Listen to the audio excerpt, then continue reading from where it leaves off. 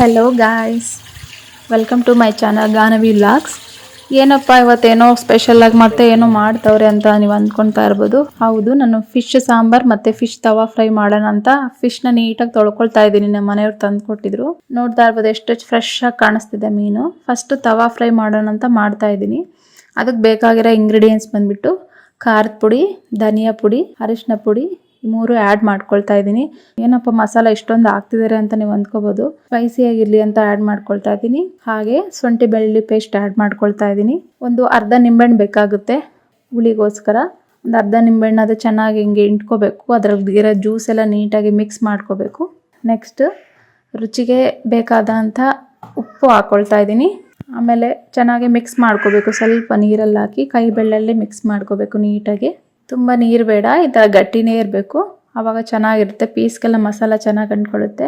Finally garam masala add ಮಾಡ್ಕೊಳ್ತಾ ಇದ್ದೀನಿ. ಸ್ವಲ್ಪ ಆ್ಯಡ್ ಮಾಡಿಕೊಂಡು ಚೆನ್ನಾಗಿ ಮಿಕ್ಸ್ ಮಾಡಿಕೊಂಡು ಈ ಥರ ಪೀಸಸ್ ಆ್ಯಡ್ ಮಾಡ್ಕೋಬೇಕು. ನಾನು ಜಾಸ್ತಿ ಏನು ಮಾಡ್ತಿಲ್ಲ, ಒಂದು 5-6 ಮಾಡ್ತಾ ಇದ್ದೀನಿ ಅಷ್ಟೇ. ತಲೆ ಪೀಸ್ ಚೆನ್ನಾಗಿರಲ್ಲ ಇದಕ್ಕೆ ತವಾಗೆ. ಸೊ ಈ ಥರ ಸ್ಲೈಸಸ್ ಕಟ್ ಮಾಡಿರೋವಂಥ ಪೀಸ್ ನಾನು ಆ್ಯಡ್ ಮಾಡ್ಕೊಳ್ತಾ ಇದ್ದೀನಿ. ಮಸಾಲ ಎಲ್ಲ ಪೀಸ್ಗೆ ನೀಟಾಗಿ ಈ ಥರ ಮಿಕ್ಸ್ ಆಗೋ ಥರ ನೀಟಾಗಿ ಕಲಿಸ್ಕೋಬೇಕು. ಕೆಲವೊಬ್ಬರು ಫಿಶ್ ಮೇಲೆ ಮಸಾಲೆ ಎಲ್ಲ ಹಾಕ್ಬಿಟ್ಟು ಆ್ಯಡ್ ಮಾಡ್ತಾರೆ, ಅವಾಗ ನೀಟಾಗಿ ಆಗಲ್ಲ, ಒಂದೇ ಹತ್ರ ಕುತ್ಕೊಳ್ಳುತ್ತೆ ಮಸಾಲೆ ಎಲ್ಲ. ಈ ಥರ ಮಸಾಲೆ ಎಲ್ಲ ಮಿಕ್ಸ್ ಮಾಡಿಕೊಂಡು ಫಿಶ್ ಆ್ಯಡ್ ಮಾಡಿದ್ರೆ ನೀಟಾಗಿ ಈ ಥರ ಮ್ಯಾರಿನೇಟ್ ಮಾಡ್ಕೋಬೋದು. ಫ್ರಿಜ್ಜಲ್ಲಿ ಇಟ್ಕೊತೀನಿ ಒಂದು 1/2 hour. ಅವಾಗ ನೀಟಾಗೆ ಚೆನ್ನಾಗಿರುತ್ತೆ. ನಮಗೆ ಮಸಾಲ ಹಾಕಿ ಹಿಂದ್ಗುಂಟೆನೆ ನಾವು ಫ್ರೈ ಮಾಡ್ಕೊಂಡ್ರೆ ಚೆನ್ನಾಗಿರಲ್ಲ. ನಾನು ನಿಮ್ಮ ಮುಂದೆ ಇವತ್ತು ಮೀನಿನ ಸಾಂಬಾರು ಅಂಡ್ ಮೀನಿನ ತವಾ ಫ್ರೈ ಮಾಡೋಣ ಅಂತ ಬಂದಿದ್ದೀನಿ. ಫಸ್ಟ್ ನಿಮಗೆ ಮೀನಿನ ಸಾಂಬಾರು ಯಾವ ಥರ ಮಾಡ್ಕೋಬೇಕು ಅಂತ ನಾನು ಈ ವಿಡಿಯೋದಲ್ಲಿ ನಿಮಗೆ ತೋರಿಸ್ಕೊಡ್ತೀನಿ, ನೋಡ್ತಾ ಇರ್ರಿ. ಫಸ್ಟ್ ಇದಕ್ಕೆ ನಾನು ಬಾಣಲೆ ಇಟ್ಕೊಳ್ತಾ ಇದ್ದೀನಿ. ಸ್ಟವ್ ಆನ್ ಮಾಡಿಕೊಂಡು ಸಾಂಬಾರ್ ಬಗ್ಗೆ ಆಯಿಲ್ ಹಾಕೊತಾ ಇದ್ದೀನಿ. ಆಯಿಲ್ ಸ್ವಲ್ಪ ಹಾಕೊಳ್ಳಿ, ಜಾಸ್ತಿ ಹಾಕೊಳ್ಳೋದೇನು ಬೇಡ. ಎಣ್ಣೆ ಕಾಯ್ತಾ ಇದೆ. ಇದು ಒಗ್ಗರಣೆಗೆ ಈರುಳ್ಳಿ, ಹಸಿಮೆಣಸಿಕಾಯಿ, ಕರಿಬೇವಿನ ಸೊಪ್ಪು ಹಾಕೊಳ್ತಾ ಇದ್ದೀನಿ. ಎಣ್ಣೆ ಕಾದಾಗಿದೆ.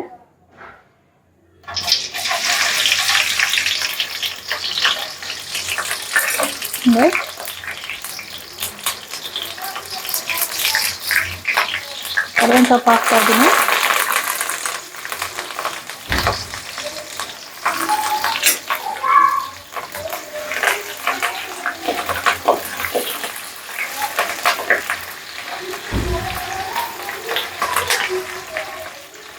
ಒಗ್ಗರಣೆ ಚೆನ್ನಾಗಿ ಕಾದಾದ್ಮೇಲೆ ನಾನು ಮಸಾಲ ರೆಡಿ ಮಾಡ್ಕೊಂಡಿದ್ದೆ. ಆವಾಗಲೇ ಮಸಾಲ ರೆಡಿ ಮಾಡ್ಕೊಂಡಿದ್ದೆ, ನೋಡ್ತಾ ಇರ್ಬೋದು ನೀವು.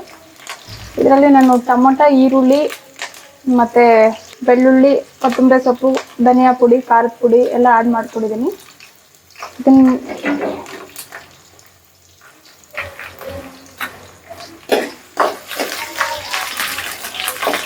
ಒಗ್ಗರಣೆ ಚೆನ್ನಾಗಿ ಬೆಂದಿದೆ. ಇವಾಗ ನಾನು ಮಿಕ್ಸಿ ಗ್ರೈಂಡ್ ಮಾಡ್ಕೊಂಡಿರೋಂತಹ ಮಸಾಲ ಆ್ಯಡ್ ಮಾಡ್ಕೊಳ್ತಾ ಇದ್ದೀನಿ.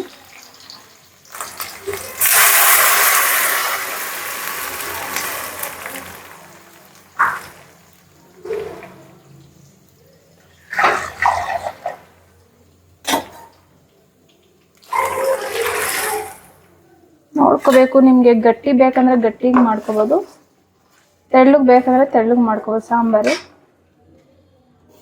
ನಮ್ಮ ಮನೆಯವರು 1.5 kg ತಂದಿದ್ರು ಮೀನು, ರಘು ಮೀನು ತಂದಿದ್ರು. ಸೊ ಅದರಲ್ಲಿ ನಾನು ಒಂದು 6-7 ಪೀಸು ತವಾಗೆ ತೆಗ್ದಿಟ್ಟಿದ್ದೀನಿ, ಮ್ಯಾರಿನೇಟ್ ಮಾಡಿ ಫ್ರಿಜ್ಜಲ್ಲಿ ಇಟ್ಟಿದ್ದೀನಿ. ರಿಮೈನಿಂಗ್ ಬಂದುಬಿಟ್ಟು ನಾನು ಸಾಂಬಾರು ಮಾಡೋಣ ಅಂತ ಮಾಡ್ತಾಯಿದ್ದೀನಿ. ಸಾಂಬಾರು ಮಾಡ್ತಾಯಿದ್ದೀನಿ.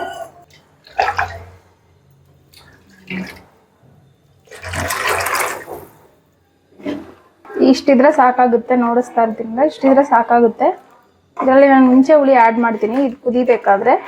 ಸೊ ಆವಾಗ ಕನ್ಸಿಸ್ಟೆನ್ಸಿ ಸರಿ ಹೋಗುತ್ತೆ. ಇಲ್ಲ ಅಂತ ಇನ್ನೊಂದು ಸ್ವಲ್ಪ ನೀರು ಹಾಕೊಂಡ್ಬಿಟ್ರೆ ಫುಲ್ ತೆಳುವಾಗ್ಬಿಡುತ್ತೆ. ಮಸಾಲ ಏನು ಮೀನ್ಗೆ ಹತ್ತೋದಿಲ್ಲ, ಚೆನ್ನಾಗಿರೋದಿಲ್ಲ ಟೇಸ್ಟು. ಇದನ್ನು ಚೆನ್ನಾಗಿ ಕುದಿ ಬರಬೇಕು, 1-2 ಕುದಿ ಬರಬೇಕು. ಕುದಿ ಆದಮೇಲೆ ಮೀನು ಪೀಸ್ ಹಾಕ್ಬೇಕು ಇದರಲ್ಲಿ.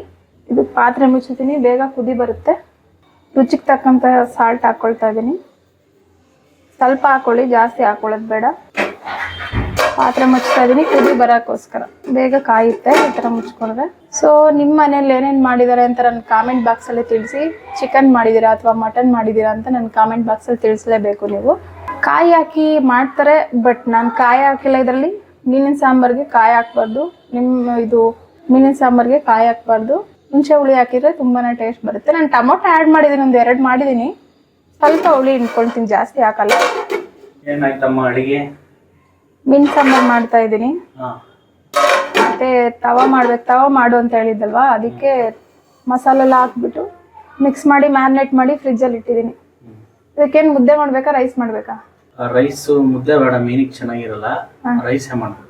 ಮುದ್ದೆ ಚೆನ್ನಾಗಿರಲ್ಲ, ಮುದ್ದೆ ಏನಿದ್ರು ಚಿಕನ್ಗೆ ಮಟನ್ಗೆ ಚೆನ್ನಾಗಿರುತ್ತೆ ಅಷ್ಟೇನೆ. ಮೀನು ಅಂತ ಬಂದಾಗ ರೈಸ್ಗೆ ತುಂಬ ಚೆನ್ನಾಗಿ ಟೇಸ್ಟ್ ಬರುತ್ತೆ, ತುಂಬ ಚೆನ್ನಾಗೂ ಇರುತ್ತೆ.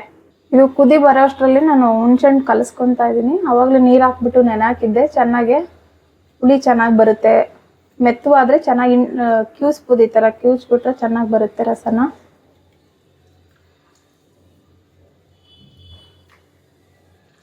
ಊರಿಂದ ತಂದಿದ್ದೀರ, ಮತ್ತೆ ಊರಿಂದನೇ ಪ್ರತಿಯೊಂದೂ ಕಳಿಸೋದು, ನಾವಿಲ್ಲೇನು ತಗೊಳ್ಳೋದಿಲ್ಲ.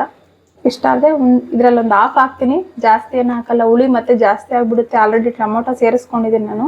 ಇಲ್ಲಿ ನನಗೆ ಕ್ಯಾಮ್ರಾಮನ್ ಸ್ವಲ್ಪ ಬಂದು ಮಾತಾಡಬೇಕಂದ್ರೆ ಭಯ ಆಗ್ತಿತ್ತು.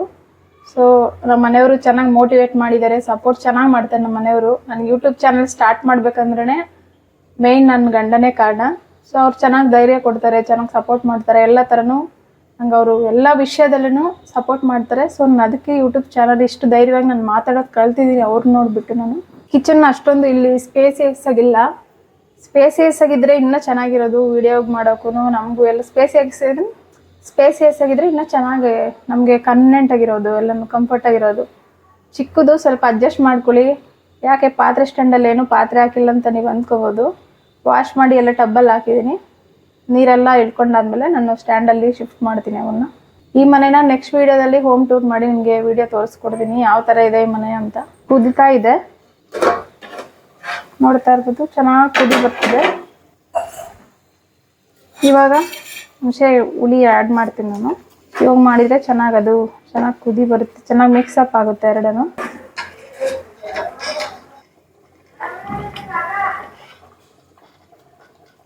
ಸ್ವಲ್ಪ ಆ್ಯಡ್ ಮಾಡ್ಕೊತೀನಿ. ತುಂಬ ಜಾಸ್ತಿ ಆಗಿಬಿಟ್ರೆ ಮತ್ತು ಹುಳಿ ಜಾಸ್ತಿ ಆಗಿಬಿಟ್ರೆ ಏನೂ ಮಾಡೋಕ್ಕಾಗೋದಿಲ್ಲ, ಸಾಂಬಾರು ಚೆನ್ನಾಗಿರಲ್ಲ. ಸ್ವಲ್ಪ ಆ್ಯಡ್ ಮಾಡಿಕೊಂಡು ಟೇಸ್ಟ್ ನೋಡಿ, ಮತ್ತು ಕಮ್ಮಿ ಇದ್ದರೆ ಮತ್ತೆ ಆ್ಯಡ್ ಮಾಡ್ಕೊಳ್ತೀನಿ. ಕುದಿ ಬರಲಿ ಸ್ವಲ್ಪ ಹೊತ್ತು. ಇನ್ನೊಂದು ಕುದಿ ಬಂದರೆ ಚೆನ್ನಾಗಿ ಮಸಾಲೆ ಎಲ್ಲ ಚೆನ್ನಾಗಿ ಬೆಂದಿದೆ. ಮೀನು ಆ್ಯಡ್ ಮಾಡ್ತೀನಿ ನೆಕ್ಸ್ಟ್. ನಿಮಗೆ ಕಾಣಿಸ್ತಾ ಇರ್ಬೋದು, ಚೆನ್ನಾಗಿ ಕುದೀತಾ ಐತೆ ಸಾಂಬಾರಿದು. ಮಸಾಲೆ ಎಲ್ಲ ಚೆನ್ನಾಗಿ ಕುದಿದೆ. ಈ ಕನ್ಸಿಸ್ಟೆನ್ಸಿ ಇದ್ದರೆ ಚೆನ್ನಾಗೇ ಇರುತ್ತೆ. ಮೀನೆಲ್ಲ ಹಾಕ್ಬಿಟ್ಟು ಬೇಯಿಸಾದ್ಮೇಲೆ ಇನ್ನೊಂದು ಸ್ವಲ್ಪ ತಿಕ್ನೆಸ್ ಬರುತ್ತೆ, ಅವಾಗ ಚೆನ್ನಾಗಿರುತ್ತೆ ಟೇಸ್ಟ್. ತುಂಬ ನೀರು ಥರ ಮಾಡಿದರೆ ನನಗೇನು ಇಷ್ಟ ಆಗಲ್ಲಪ್ಪ, ಅದು ನೀರು ಥರ. ಮಸಾಲೆ ಎಲ್ಲ ಒಂದು ಕಡೆ ಹೋಗುತ್ತೆ, ಒಂಥರ ಬಿಸಿನೀರಲ್ಲಿ ಊಟ ಮಾಡಿದಂಗೆ ಫೀಲಿಂಗ್ ಬರುತ್ತೆ. ತುಂಬ ನೀರು ಥರ ಮಾಡಿದರೆ ಈ ಕನ್ಸಿಸ್ಟೆನ್ಸಿ ಇದ್ದರೆ ನಿಮಗೆ ಸಾಕಾಗುತ್ತೆ, ಚೆನ್ನಾಗಿರುತ್ತೆ. ನೋಡೋಣ ಏನು ಕಮ್ಮಿ ಇದೆ ಇದಕ್ಕೆ, ಖಾರ ಉಪ್ಪು ಹುಳಿ ಎಲ್ಲ ಆಗಿದೆ ಇಲ್ಲ ಅಂತ ಟೇಸ್ಟ್ ಮಾಡ್ತಾ ಇದ್ದೀನಿ.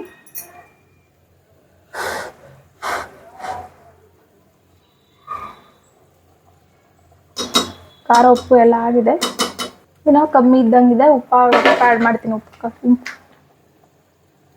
ಸಾಲ್ಟ್ ಕಮ್ಮಿ ಇದೆ, ಸಾಲ್ಟ್ ಆ್ಯಡ್ ಮಾಡ್ತಾ ಇದ್ದೀನಿ.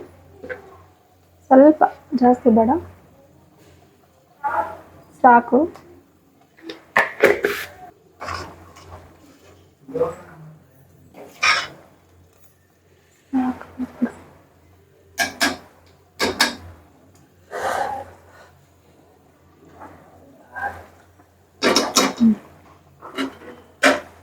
ರೀ ಅದು ಏನು ಕಮ್ಮಿ ಇದೆ ಚೆಕ್ ಮಾಡ್ತೀನಿ.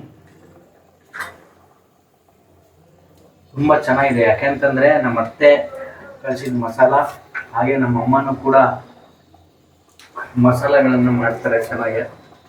ಏನೇನು ಬೇಕೋ ಎಲ್ಲ ಇಂಗ್ರೀಡಿಯೆಂಟ್ಸ್ ಅದಕ್ಕೆ ಹಾಕಿ ನ್ಯಾಚುರಲಿ ಮಸಾಲ ರೆಡಿ ಮಾಡ್ತಾರೆ.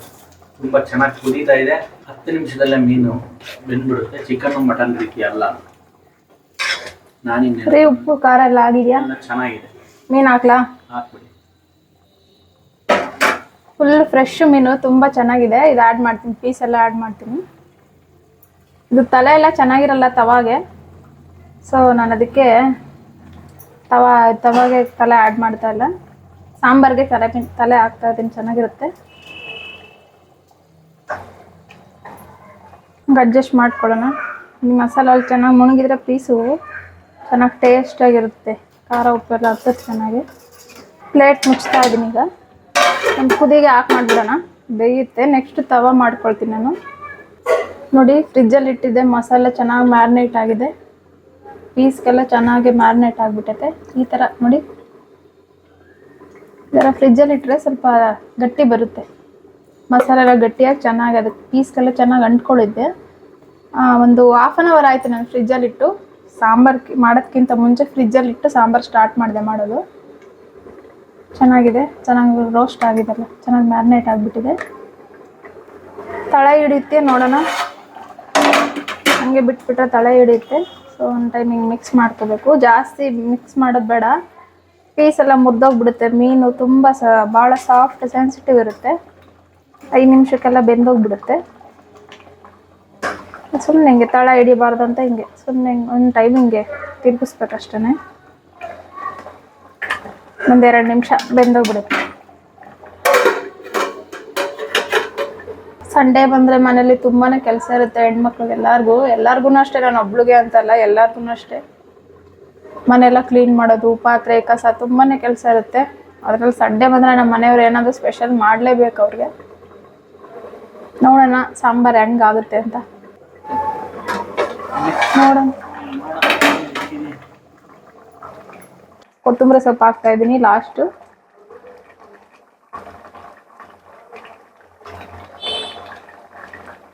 ರೆಡಿ ಆಗಿದೆ ಮೀನು ಸಾಂಬಾರು. ನೆಕ್ಸ್ಟು ಫಿಶ್ ಫ್ರೈ ಮಾಡ್ತೀನಿ.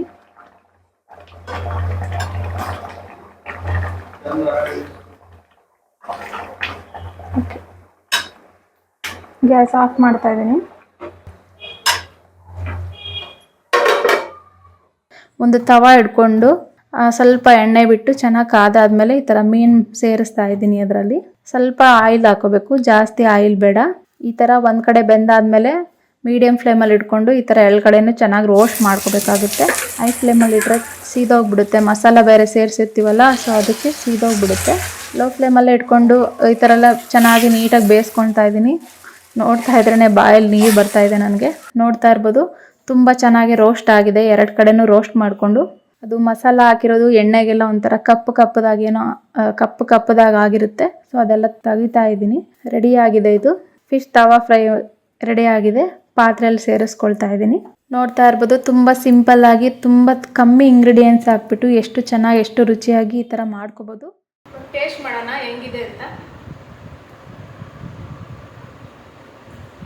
ಸಾಂಬಾರು ತುಂಬ ಚೆನ್ನಾಗಿ ಬಂದಿದೆ ನೋಡ್ಬೋದು. ತವಾ ಫ್ರೈ ಮಾಡಿದ್ದೆ, ಅದು ಟೇಸ್ಟ್ ಮಾಡೋಣ ಹೆಂಗಿದೆ ಅಂತ. ಇದು ತುಂಬ ಚೆನ್ನಾಗಿದೆ ಈ ತವಾ ಫ್ರೈ. ಸಾಂಬಾರು ತುಂಬ, ರೈಸ್ ಮಾತ್ರ ತುಂಬ ಕಾಂಬಿನೇಷನ್ ತುಂಬ ಚೆನ್ನಾಗಿದೆ.